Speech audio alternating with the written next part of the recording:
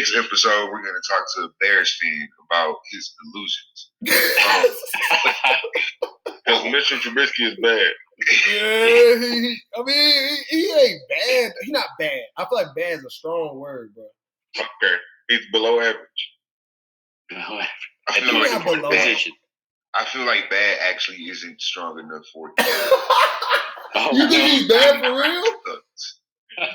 Bro, no. I can't let y'all do that. He's not bad. Oh, damn. The last dance. Oh, we good. I can rewind mine. What, is airing right now? Yeah, but we good. I watched it. It's the new episode at 8. 7 and 8 come on today. The episode 7 and 8. Okay, come on at 8. I got ESPN. I'll watch that's right. Yeah, we good. That show is really good. It's really good. Are we taping? Yeah. Huh? Are we taping? Yeah, but I'm gonna cut it up however I want. But I was like, wait, we good. We good. But that I like The Last Dance though. Like I'm a real fan because it's real. Like it's super real. It's really dope. Honestly, just watching Jordan again kind of like made me more of a fan. I respect him, but I was a kid, when that was happening. So I still don't like him. Yeah. Respect him. Why though? Tell me why. Give me a reason why. My brother is a Bulls fan, and I used to have to break stuff because he used to make me angry when he was like, "We won again." But even though, can you respect him now more? Like, do you like him a little bit? Like, do you? I got this. It was like no love, but it's like this much love now. Especially because at the he feel like this much love now. he showed love to Kobe, man, and anybody who did that is like. Hey, you know what? On the topic of why you love Jordan, though, I will say my respect grew for him after seeing that he chose not to make a political statement. Like, everybody wanted him to say something on that. He didn't. But I think taking that road of, bro, I don't care. Like, I'm here to hoop. Like, I just really don't care. Like, he still did the black thing that they wanted him to do. Yeah. He gave bro some money. He said, I'll shoot you a check. Yeah. I just don't want to get involved. Yeah. I think that's about the realest thing you could have did. So, I'm not going to take the side if he was wrong for it. But, yeah, he didn't share his opinion if he didn't want to. I mean, it's why it's his. He didn't, he's minding his business. Exactly. So I can dig it. Yeah. And if he would have did it, I think it would have been fake. It would have been more like, I'm doing this because y'all told me to do it. Bingo. Wanting to do it. So it's always a thing of, why do we want an athlete or an entertainer in any kind of realm? We want a musician, an artist of any kind of sort. Why need your political opinion? Like, it doesn't really matter to me, right? Yeah, you're not a politician.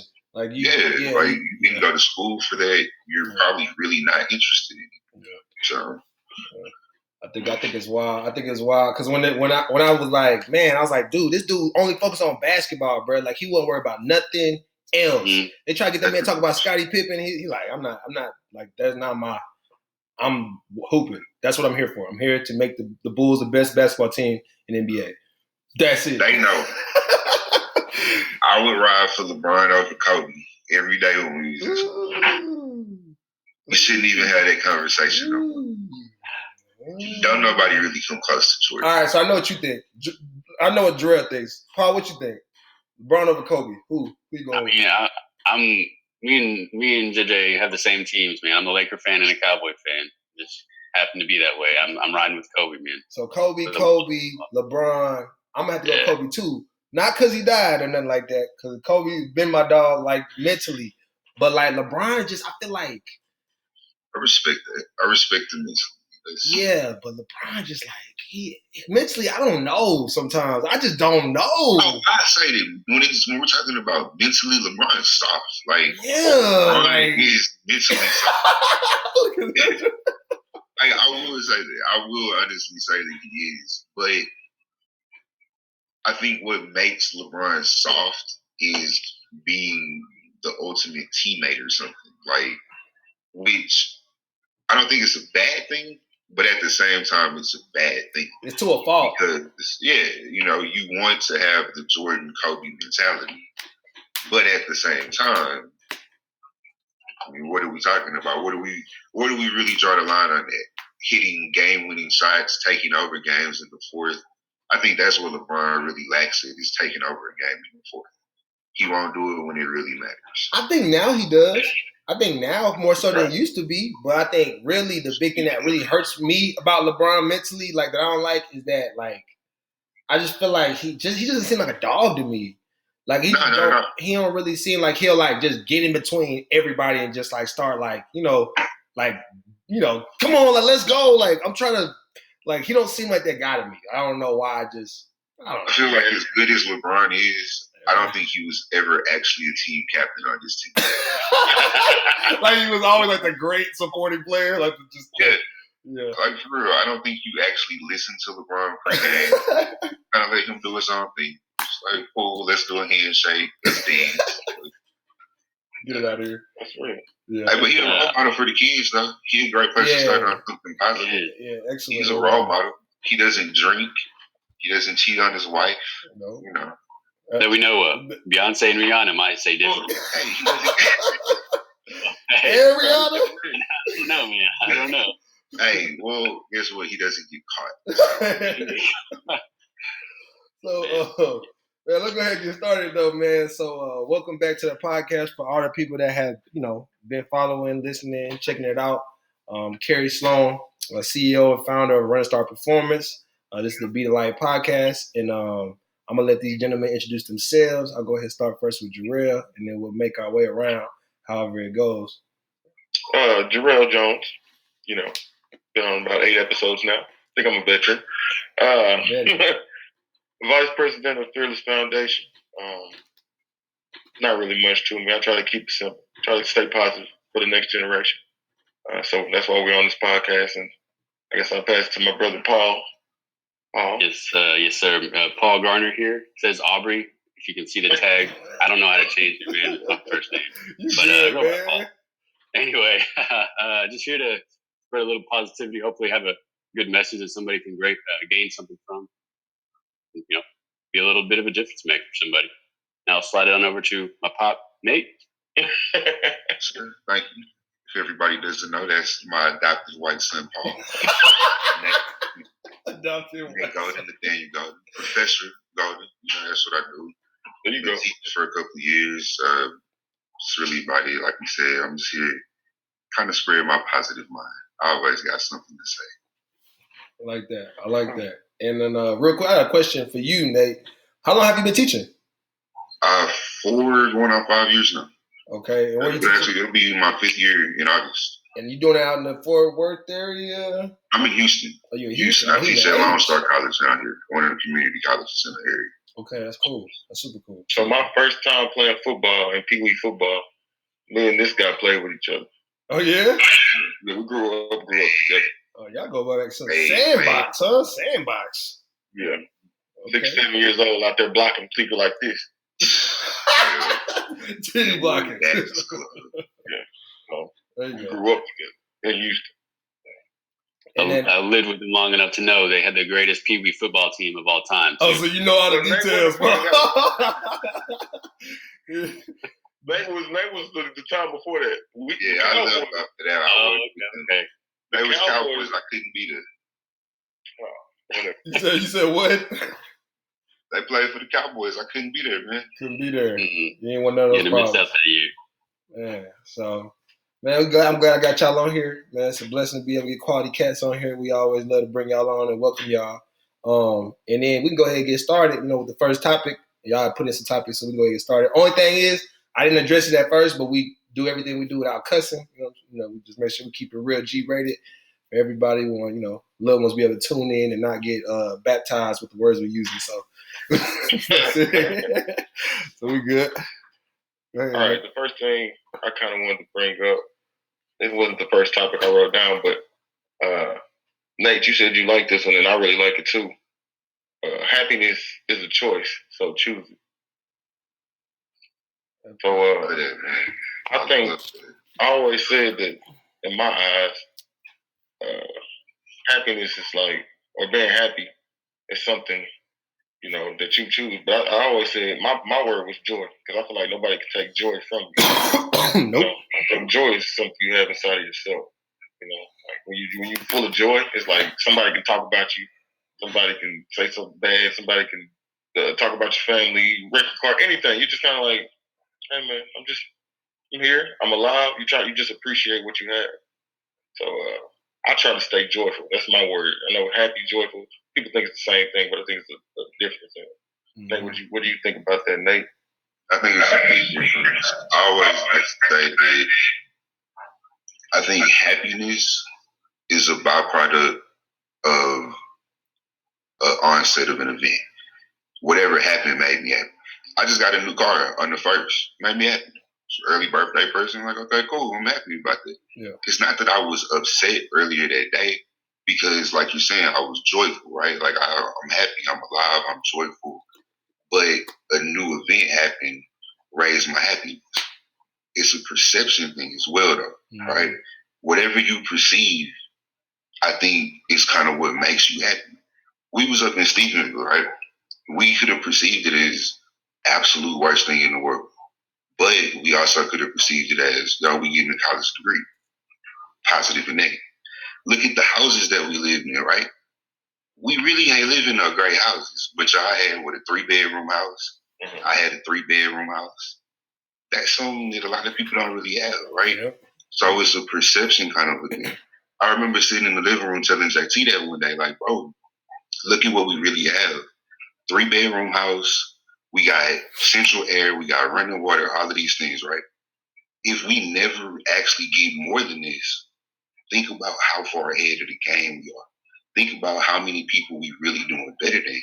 Mm-hmm. But our perception will tell us, man, really this house kind of look, run down. It's kind of like a trap house over here. So I need to get something better to be happy, right? It's perception. I can dig it. Yeah, and so for me, with the joy and the happiness, I feel like happiness is like the juice, but the joyful is like the sauce. Yeah. The sauce is gonna last, kind of thing. But yeah, so like happiness that can come and go. I mean, you're happy one minute. You look at a toddler, right? They're happy one minute, they're upset, crying the next. I mean, joyfulness is like more of like an inner feeling to me. Like happiness is what you can display temporarily different times of the day, but joyfulness is just like you always have that, or you don't. Some people just don't have that mentality, unfortunately. Yeah, I mean, there's definitely a lot of choice in it. Of course, there's external factors that you can't control. All you can control is what you can control, and that's controlling your mind for the best as you can. Mm-hmm. Now, of course, some people have different disabilities that kind of can portray negative aspects in their life, but you got to do the best with what you got. We've all had struggles, gone through some pretty devastating things, losses, events, but we've all got the joy. We're all trying to, be the best we can be with what we've got. Yeah.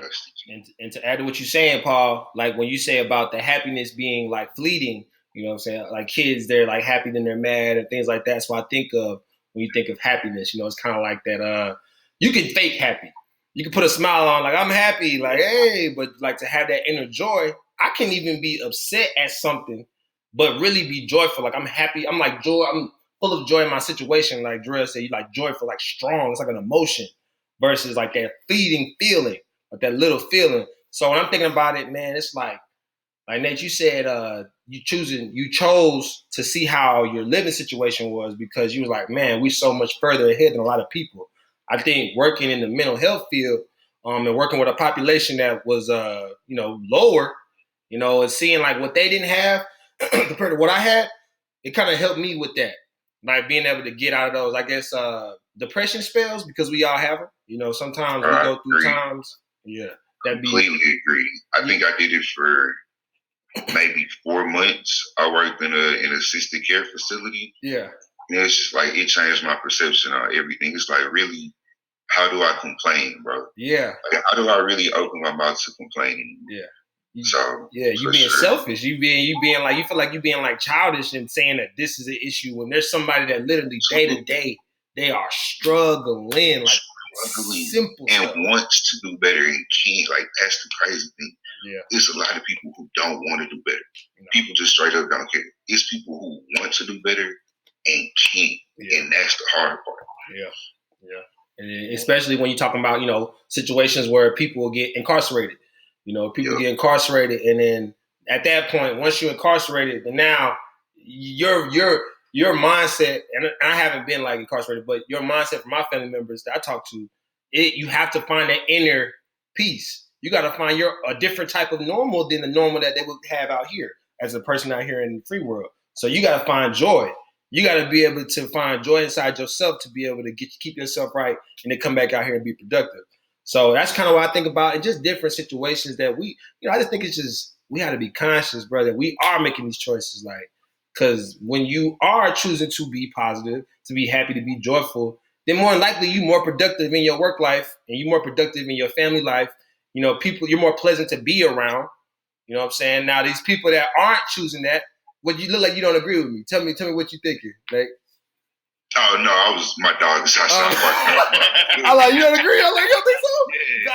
Yeah. I think that cause I really do think that happier people just are better. They just better to be around. They're better workers, man. It's I love working with people that's a little more joyful. You know what I'm saying? A little more positive than the people that just everything just.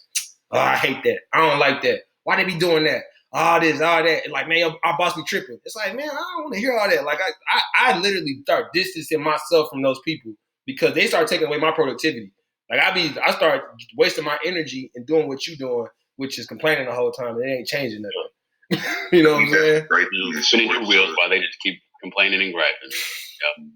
Yep. I think that's always a benefit we take from sports. It's you can't bring down the ship, bro. Mm-mm. For what? Why are you trying to bring down the ship?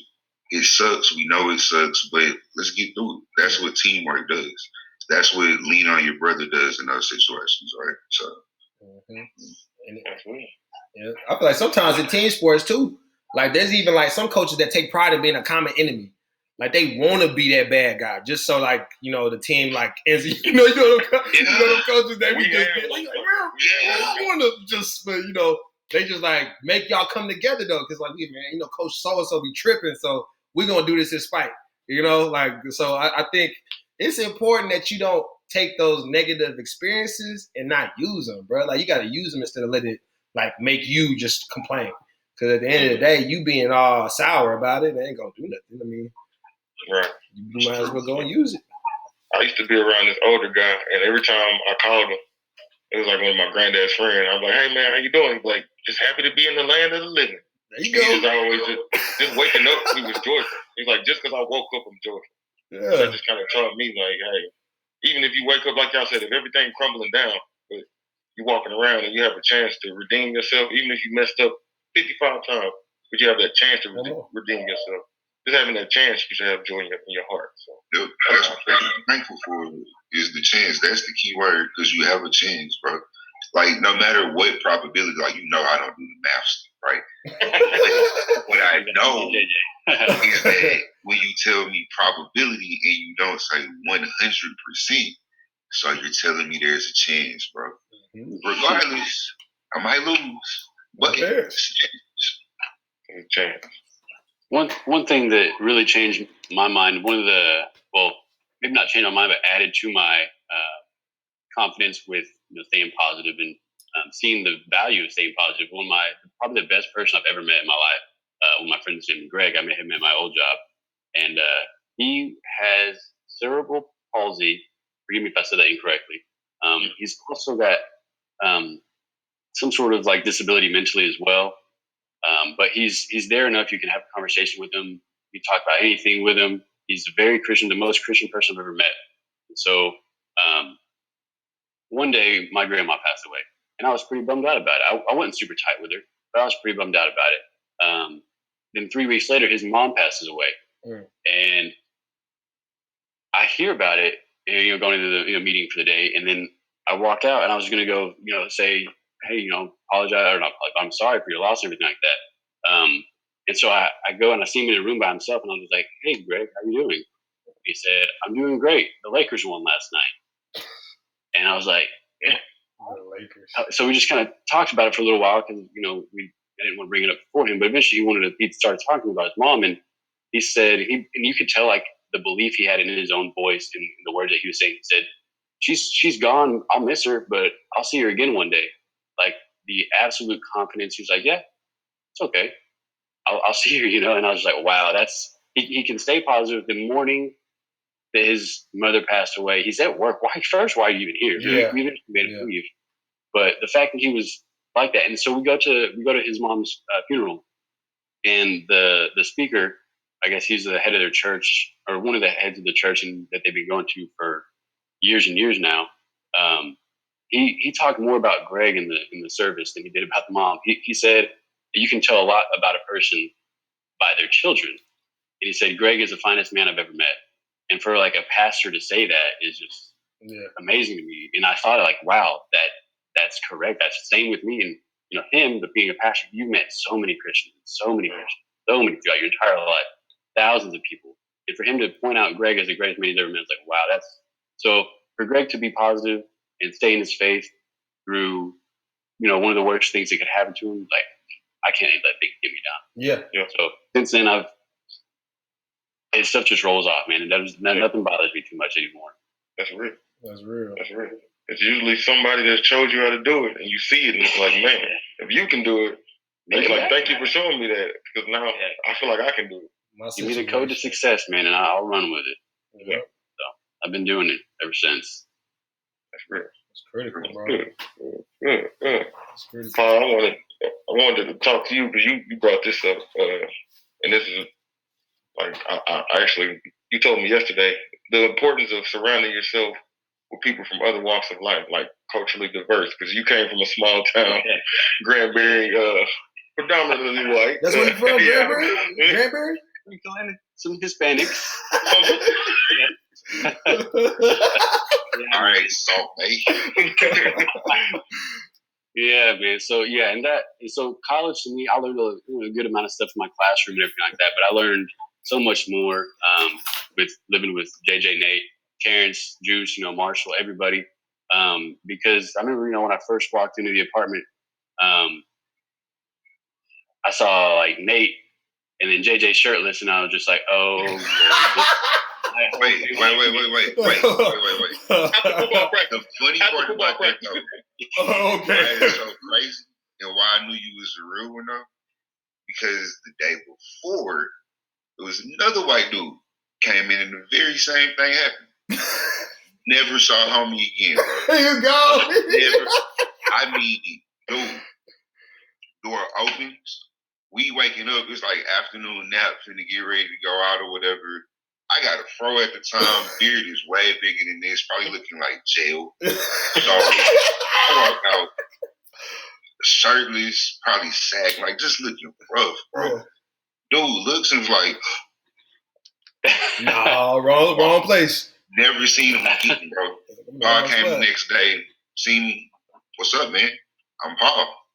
Good to go. Yeah, and really, that's how it started. And for me, you know, it definitely a cultural shock. I remember 5 black people that I had interaction with in my hometown. So it was all new to me. And, you know, luckily I had a lot of interests already that, you know, the other guys had: sports, music. I guess that was enough. You know, we're guys. That's enough to girls. Yeah, you gotta get us by. Get us by. Girls. Well, eventually I got into it, and now I'm gonna, my fiance. You know what I mean? A little bit dark. But yeah, she's great. But no, so just like a different experience to me, because, you know, me growing up, my family conservative, my neighbors conservative, the people I grew up around all conservative, which is fine. You know, we all have the political beliefs or, you know, Christian belief as well. But one of the things that'll always stick with me is that just because it was how I was raised and it worked for me, doesn't mean it works for everybody. It doesn't mean it's right either. So, you know, thinking back to the lessons my mom and my parents taught me, a lot of them were like really good and applicable to a lot of people, but not every one of them was applicable to everybody. So now I have just much more of an open mindset. I mean, just like we all, you know, your parents did the best they could. Did they make everything perfect? Of course not. But me being able to realize that, wow, the political system isn't always in favor of everybody. The justice system isn't in favor of everybody. I mean, jobs, where you can borrow money from, it's not in favor of everybody. So I do see the struggle that other ethnicities have to deal with. Do I understand them all? No, not really. I didn't grow up with it. I can recognize it. Like I said, I have my own privilege with just looking the way I do. So just understanding that there is differences and unfairities, if that's even a real word, that other people have to live with it. I don't. It's just I'm real thankful that I got to realize that my way isn't the only way. Right. And to say that, I'm gonna bounce off of that. When I was in Montana, oh my God, it was I mean, even just the environment, the weather, just everything. Just it was kind of like what you said. I mean, I walked into a situation where I went to a school that was predominantly black. And in college, I mean, it was mixed, but I hung with the football team, so more. So when I went to Montana, it was like, hey, either I'm gonna learn the way of the Montana way, how to dress, everything, how to dress, how to everything, just everything was different. Just drive, snow tires, just everything was so different. So I just had to learn that my way, Texas way, my mindset wasn't the only way. I had to, go talk to people, and some people I didn't really relate to, but I kind of find a way to relate to them, and then we end up becoming friends, and we end up, to this day we talking. So I get what you're saying about, your way's not the only way, because a lot of people think that, because you grow up that way from kid to 18, 19, you with the same people. When you go to college, it's kind of like when you first realize that, whoa, there are different views, different things. Because, usually in high school, you hang around those 4, 5, 6 people. That's your friend. So y'all usually have the same views. And then wherever they go, you go. Wherever they go, you go. So. You said the key word, though, with relate. Like, that's really all it's about. You find things to relate on, and people are just people. Like, it's always crazy to me. As much as we have to talk about, like, race in the world, as much as we're supposed to say there's a generational difference, there's a race difference, there's all of these things. I have a coworker that I've been with for, like, 3 years now. I think this is, like, a 68-year-old white dude. When I tell you, me and this dude have the same exact ideology on almost everything, it's like, okay, cool. So where did you miss the racism train? Where did you miss the boomer train, whatever it was, that's supposed to make us so different? Yeah. But we can be on the same page. Like, that's really all it takes. Relate to somebody, talk about the issues, talk about whatever your beliefs are, and you will see it's either we believe in the same things or we don't. So if we differ on that, then that's okay. Yeah. That's okay. And I think that exposes us to different things, and it gives us different tools to be able to take with us in life, just from those different interactions that we have when we do go out and meet different people from different walks of life. Like Jarrell, when you were saying about Montana, I was there as well in school. And man, it's so wild being a black man in Montana, because you go to Walmart and you literally will not see a black person. Like you can go anywhere, like 100 miles, wherever. It's like you see a black person that's not an athlete, and you're like, what you doing here, bro? Like, what's going on? like, you got stuck? Somebody dropped you off and just left you? so it's different. It's different. And, and part is to talk about you talking about, when I grew up, where I grew up in, it was a very culturally diverse place. Killeen, Texas is a military town, but I was able to kind of hang around my friends only, to whereas I didn't really interact with a lot of races like that. I just didn't. It just didn't happen. But going to college, I had this branch out, and at first it was like I thought I had to be somebody else at first. Like I thought I was like, man, I can't do it unless I break who I am, which isn't the case. I had to get to a point where I was like, okay, let me find that relatable point, like you talking about, Nate. Let's get to the point. Let's talk about, like, okay, what's similar between us?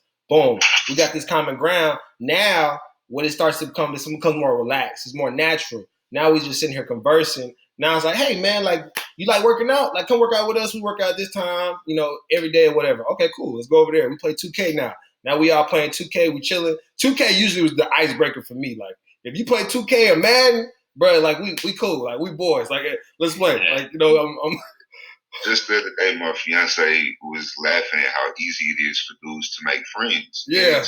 Things like that. Yeah. All it takes is, bro, what's your team? Like, I can crack a joke about the Bears, and now we have a conversation. Right?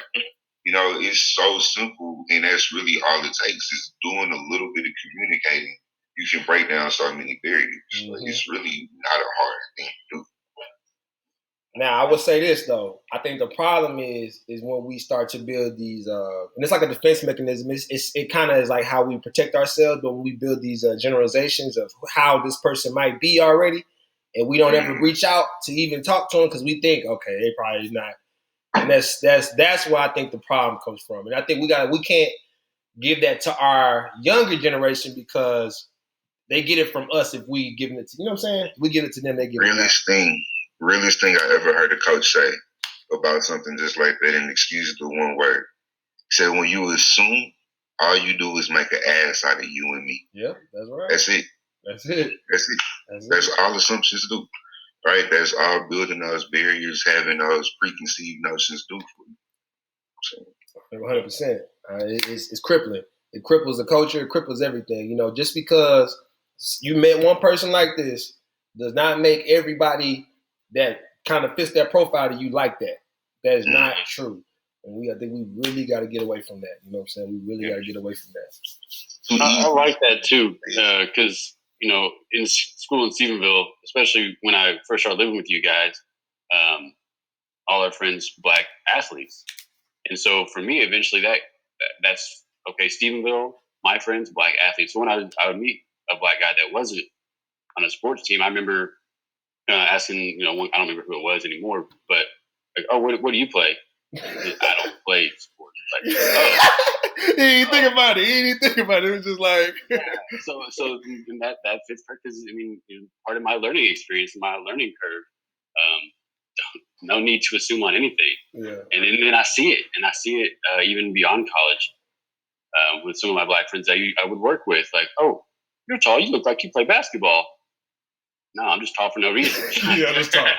Tall guy. No, you can't just assume just because of what people think what people look like and how they present themselves. I mean, I could be an NBA player. Well, no, let's not do that.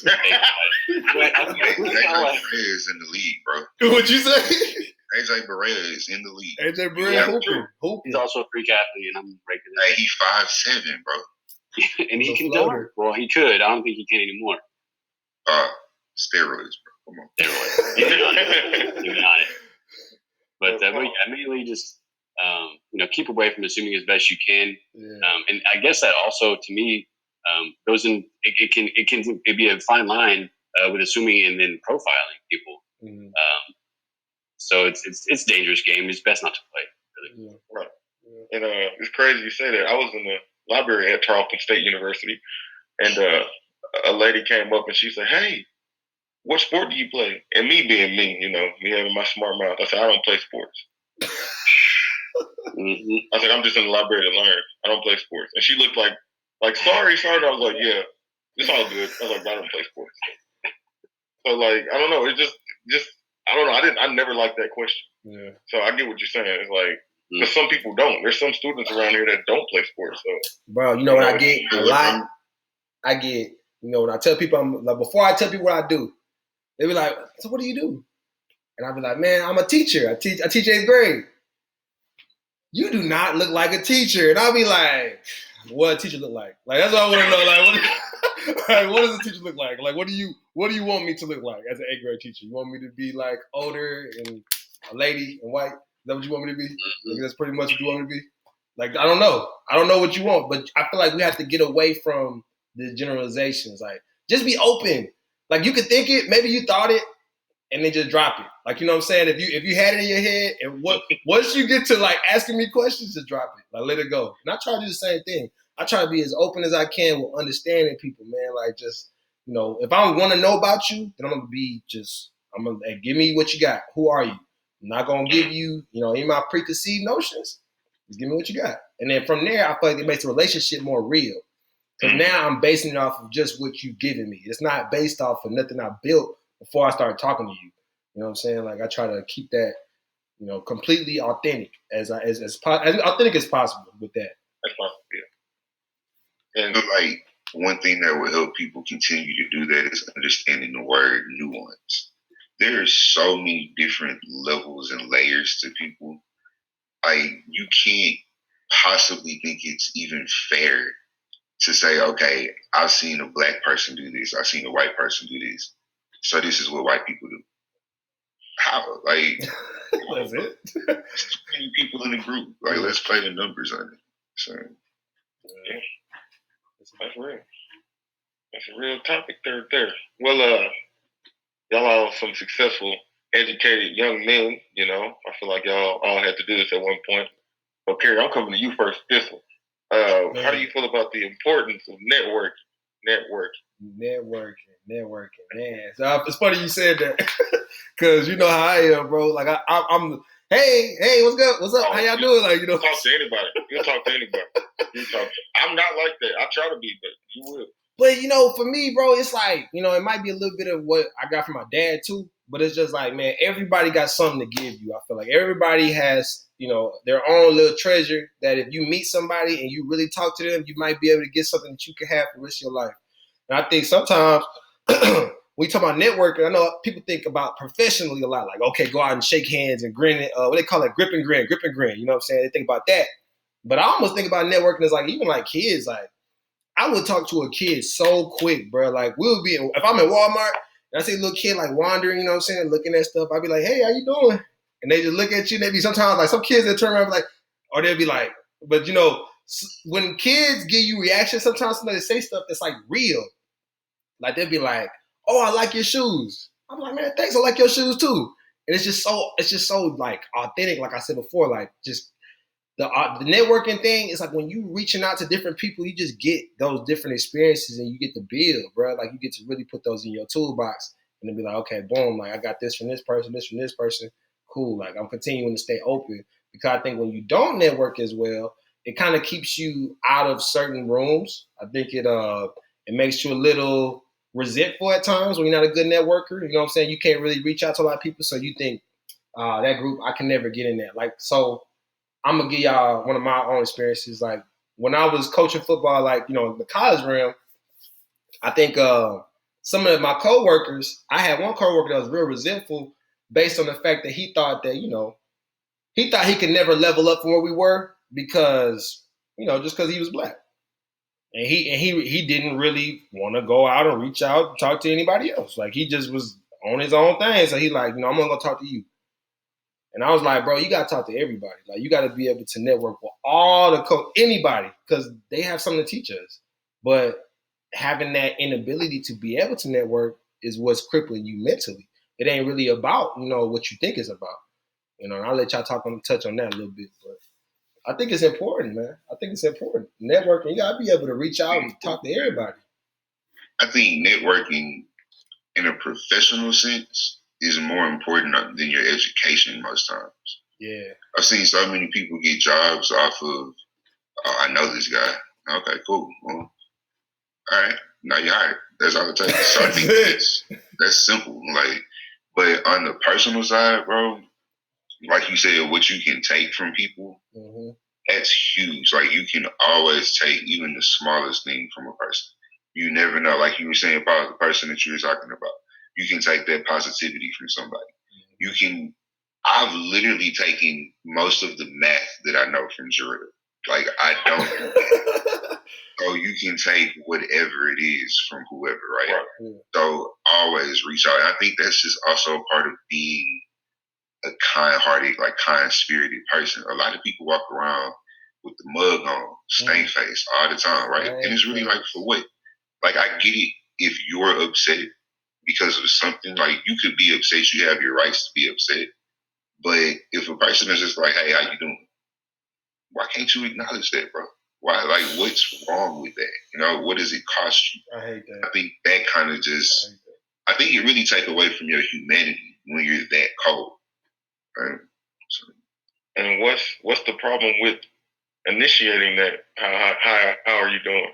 Because, like you said, what if somebody has that stink face and they are having a bad day, and you smile? I've heard this many times. You smile at them and say, "Hey, how you doing?" And that brightens their day up. So that's, I mean, network. Bro, I used to work at this clubhouse up in the Woodlands, and there was a lady who came in one day, and I mean, she seriously talked to me for about 2.5 hours. Gave me her whole life story. I tell you the truth, I really don't remember much of what she said. I really wasn't paying that much attention. But I knew that she needed to talk. I just simply said, when she came in the door, hey, ma'am, how you doing today? Blah, blah, blah. Simply doing my job. I'm the front desk clerk. My job is to greet you. Yeah. I'm having such a rough day. Blah, blah, blah. Pulls up a chair, sits down. Goes on. Get that off of your chest because you needed to talk. I'm glad I could help. Yeah. Yeah. And then to answer your question real quick, J. Jones, I'm gonna just go real quick, Paul, but I think it's fear. Bro, it's fear. It's fear because, like, what if I say, hey, how you doing? And they just walk by me. You know what I'm saying? Like, I think that's what keeps people from doing that sometimes. And then I think that fear is what continues to keep us, keep us in that shell, or it doesn't give to our world. Like law of attraction. I don't know if y'all know about law of attraction, but I love the law of attraction. What you give out in this world is what you get back. So telling somebody, hey, how you doing? Like, just greeting them, like just genuinely greeting them. That right there, doing that to that one person, they give to somebody else that same type of energy. If it's early in the morning, it's the best time to do it because they just woke up. They got that good vibe going. They pass it to somebody else who passes somebody else who helps you get a job or something like that down the road. Like, you just never know. Just because when you're giving something out to the world, you just got to know that it's going to come back at some point. It's like a big old circle. So I think just having that fear of what might happen if I don't get this reciprocated. It's like, bro, don't do it for that, bro. It's like, that's how irrational fear is, because what might happen is nothing. You're going to continue to walk down the sidewalk and go to your destination. Exactly. That's the worst that can happen. You know what I'm saying? Like, it's like, okay, like. When we start living in the world where you ask people, hey, how you doing? They turn around and slap you to the ground. Then, it's then you might want to think about it. You might want to, but until then, I think you'll be all right, bro. Paul, you had something to say on this, Paul? Been thinking. Well, I mean, with definitely with connections. I mean, that's, at my job, whenever I first started, that's what they said: build your brand, build your brand, build your brand. Don't let anything hurt your brand. Everybody has their own personal brand. Like, okay, you drilled it into us enough, and they didn't stop there. It's just continually drilled into us, like, build your own brand. So that meaning have a good reputation, meet people that can get you in different chairs. So I'm in finance, and I work for a company. We've got over 30 different departments that you can work into. And I'm kind of the ground floor general, so to speak. So I do a little bit of everything, but eventually I can get into a more specified role, a higher paying role, much higher paying role, depending on where I go. And so the way to do that is to meet people in these departments. So one of the skills that I've made myself become really good at is remembering names. If I meet somebody face to face, like hey, I'm so and so, hey, I'm Paul, I'll remember your name for a very, very long time, especially if we come into contact again. So, and what made me do that is my previous job, a boss from another store for Lowe's, a boss from another store came over. We met, didn't think much of it. I see him again like 3 months later, and he comes up to me and he's just like, "Hey, Paul, how you doing?" Yeah. I was like, "Yeah, I don't have a name tag. I don't have like." That's you crazy. Remember me, bro? That made me feel special because like somebody doesn't need to know who I am. Much more important in the company than I was, but he remembered my name. So I want to be able to pass that special feeling on to somebody else one day. So I want to be that boss one day that remembers the new guy and give him like, wow, I mean something to somebody. But with building connections and networking, it's just meeting a person can't close a door. It's as simple as that. You can't meet one person and then close the door. You can meet a person and open a door. Like for me, there's departments I want to get into, with planning and advice. I want to be able to give advice, be licensed to give advice and help people with their finances. Sometimes it's luck. Like I've got a friend at work, and we were having lunch one day. One of her friends comes and sits down because she didn't have anybody to sit with, I guess. A large cafeteria, and you go have lunch whenever you want, basically. So she sits with us. We're chatting, no big deal. What do you know? She works in the department that I want to be in. And she is one of the supervisors in that department. So wow, all right, Ashley, I'm going to remember you. You won't remember me. It's cool. But one day, I'm going to reach out. Last summer when we had lunch together? Yeah. No? Well, hey, we did. My name's Paul. Will you hire me? Yeah. But, so the main thing is, what I said with, meeting people doesn't close doors. So the more doors you have open, the better. And if we can all become better with remembering names, that'll help us out a lot. So many people I meet. One girl in particular, Evelyn. She. I remember the first time we met. I remember that was an easy name to remember because it's just such a unique name. I see her like the next week. Hey, Evelyn. She just walked by. She just, hey, you act like we never met before. Yeah. But slowly she's, but ever since then I keep, if someone's here, what's up, Evelyn? How you doing?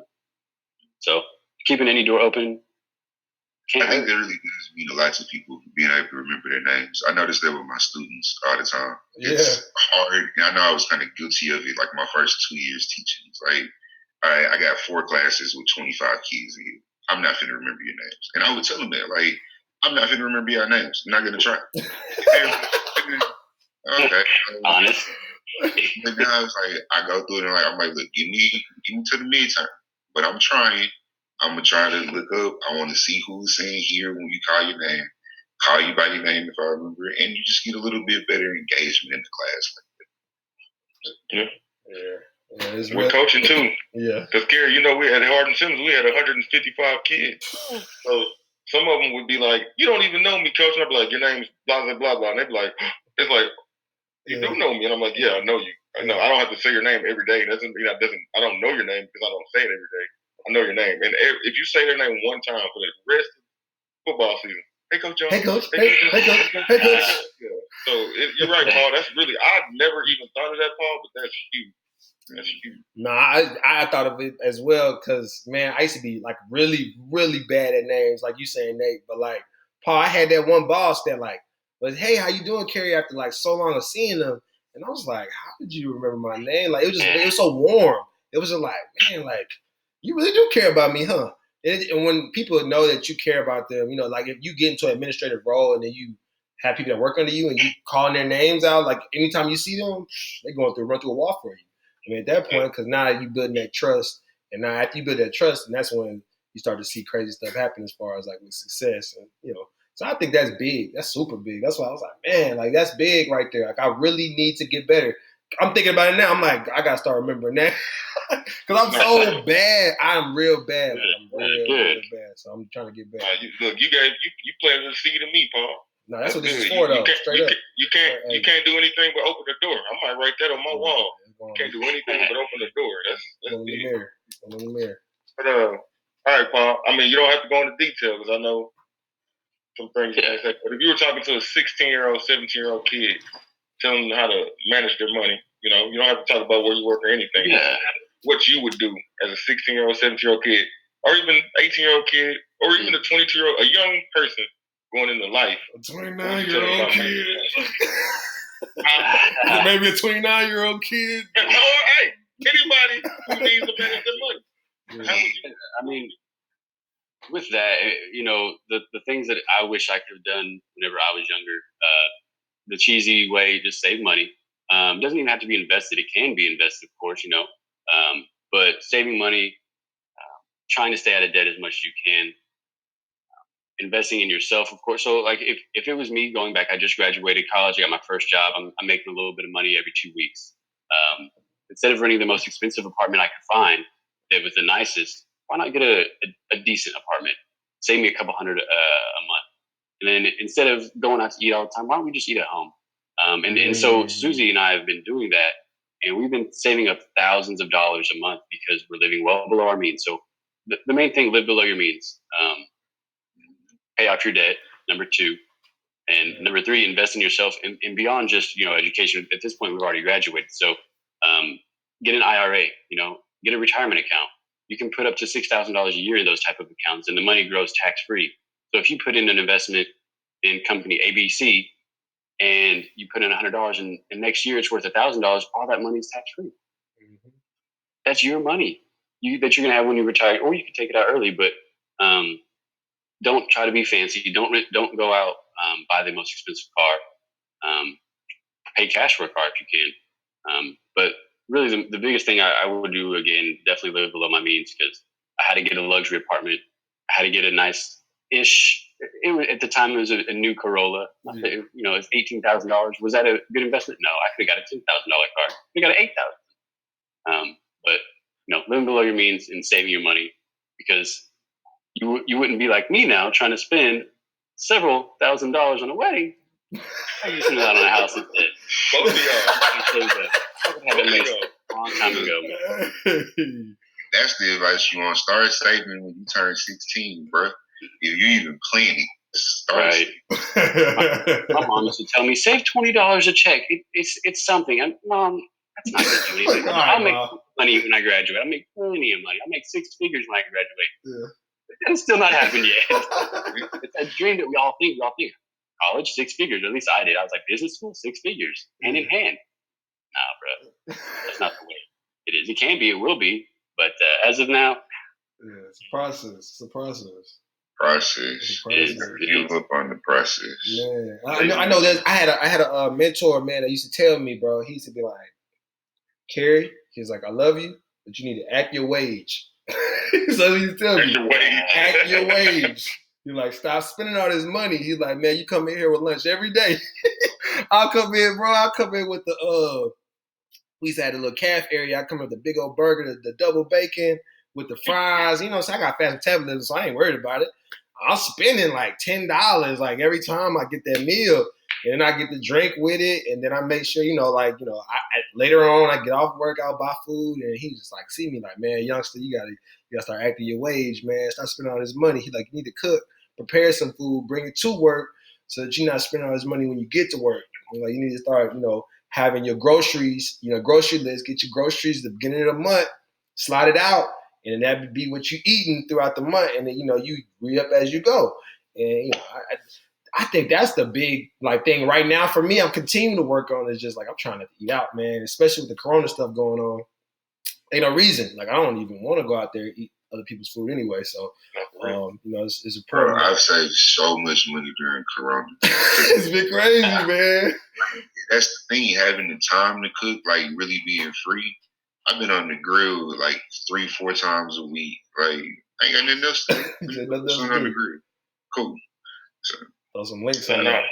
I think them taking away, and this is just my take on it, them taking away all that mall luxury, fast food luxury, I think we should all learn from it. I think that, we used to go to McDonald's every day, or whatever. Like you said, Kerry getting $10 meals every day. $10 meals. But I used to see Paul in college. Paul taught me, because in my family, if we were hungry at 9 o'clock, we eating fast food and we gonna eat what we want. Yeah. Paul used to portion, get his meals, and he cooked on Monday, and it'll last till Friday. He would make some rice, some spaghetti, and I'm like, man, that's crazy how much money you save. That's all it ever was. Orange chicken and brown rice. Brown rice 7 days straight. Me and Drew, well, ready to go to Taco Bell again? I'm ready to go. I think it's time for our appointment. Exactly, but he saved so much money. I was just like, man, he's cooking that Monday and really not spending money all week. So during the Corona times, like we're talking about right now, it's kind of like what I feel like everybody's kind of doing that. I'm afraid to eat fast food right now too. So it's more like, hey, I'm cooking something and leftovers tomorrow or leftovers Wednesday. So I think it's something we need to learn from. And I still try to do similar to it. I do treat myself a little bit more now, but luckily I got a fiance and she can cook pretty well, so I let her handle a lot of the heavy lifting for me. But yeah, that did. In college, I didn't do it by choice. I did it out of necessity. I had to cook. So either do this or not eat, bro. Like pasta or air.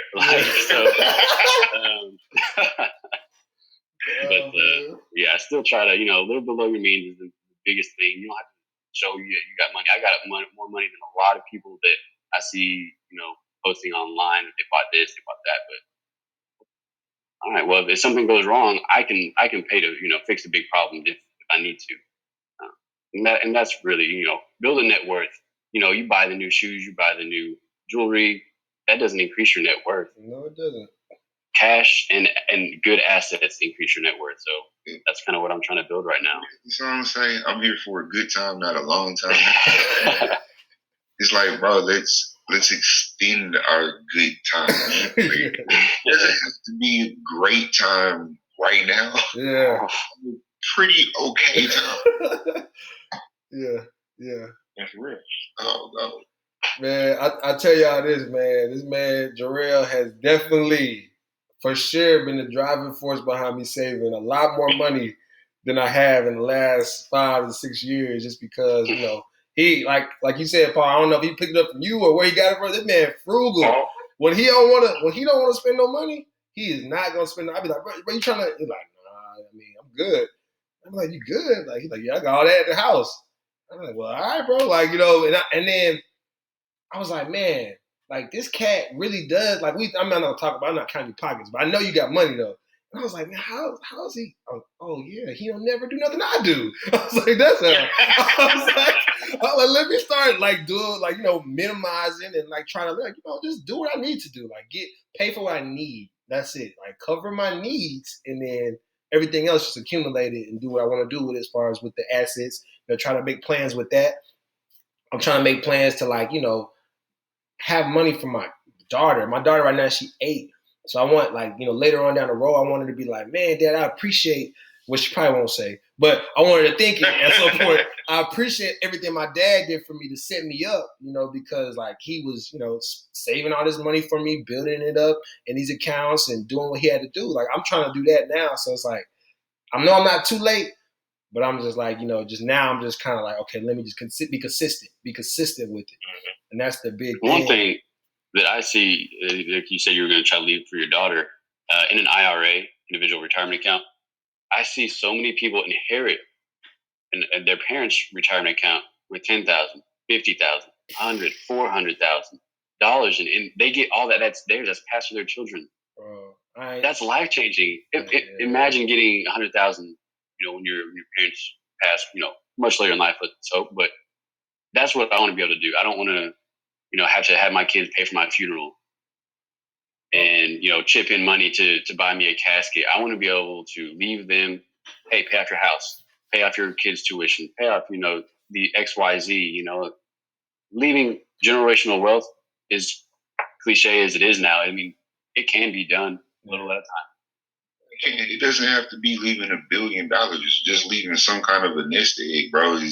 If we can get a statistic that says 70+% of people are living check to check, if you can leave your kids $5,000, they're ahead of the game. Yeah, that's life changing. Yeah. I mean, the thing I used to do, I used to budget when I was in that bling because we wouldn't get paid much. But but I would budget. But my bills, if my bills are usually okay, my light bill's 100, I would put 150 on my budget. Okay. So on my budget, I always went over what it was. So at the end of the day, I look at what I have left, but I would have more than what it would say I have $400 left. Yeah. I might have $500. But when I look at that and say I have only $400, Carrie be like, "Hey man, let's do it." I'm like, I don't have any money. I'm good. I ain't got nothing. Yeah. So I sit in the house. But in my mind, I'm like, I really have $500. Use the Mint app because they do really good. The what app? The Mint app. Okay. That's a great tool to use. I said y'all name a couple times. One more time. That's the Mint app. Hey, Nate, spell it out for me. Spell it out for me, Nate. Spell it out. INT. It's green. Has a leaf on it. Making your credit score. I love it. Okay. Use code Nate Golden for 10% off. Carrie, we're talking. I'm gonna check it out for sure. No, for real. I'm looking at my phone right now. No, it really shows you like how you're saying you can set your budget on there. It's great for doing that. You can like my girl is on me all the time for doing it, and I have to show her like, okay, I have this actually sitting here. Whatever you want, and it tells you by like whatever category. So light bill, internet bill, whatever you put on there, it's pretty dope. That's dope. That's super dope. Cause I've been trying to do the Excel spreadsheet thing, and it's a little old school. I feel like a little old school. I like it though. They do give you your credit score. I think twice a month, maybe every week. It might be twice a month, something like that. Credit score, any kind of changes, like if you're going over budget, if you spent something that was like randomly weird, if your light bill is $75 and you randomly spent $150 on it, they're gonna alert you on that. So I like it. And one more time, that is the Mint. And one more time. I got that. Yeah. For sure, man. Y'all better throw us a sponsor. Get that man next some discount on him. Get us a sponsor. Yeah, get the whole podcast a sponsor. Get it out. Because I'm all about product placement.